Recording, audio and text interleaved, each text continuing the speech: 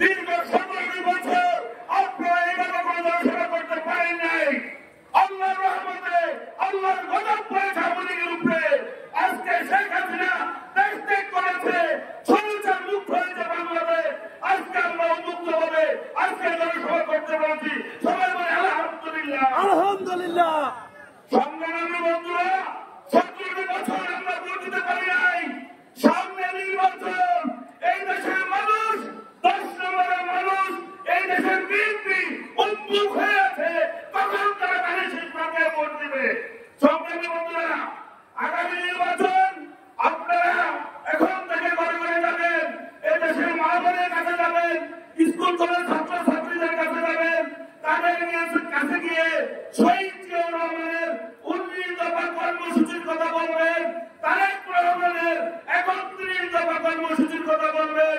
আমাদের দেশনেত্রী মা ও মাটি, দেশনেত্রী বেগম খালেদা জিয়া, শহীদ জিয়াউর রহমান কিভাবে দেশ চালিয়েছে, কিভাবে দেশের মানুষকে গণতন্ত্র উপহার দিয়েছে, কিভাবে দেশের সংবাদপত্রের স্বাধীনতা উপহার দিয়েছে, সেই কথাগুলি বলবেন।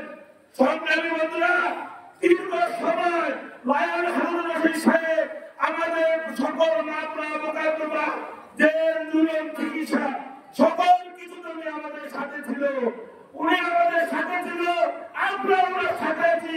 উনি আমাদেরকে ছেড়ে দেয় নাই, আমরা ওনাকে ছেড়ে যাবো না, যাবো না।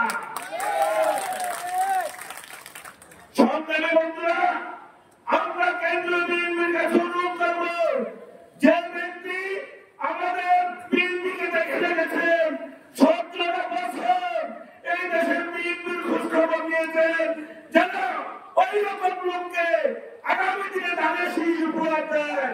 আর যদি লায়ন হারুন রশিদকে ধানের শীষ উপহার দেয়, আমরা ফরিদগঞ্জ উপজেলার মধ্যে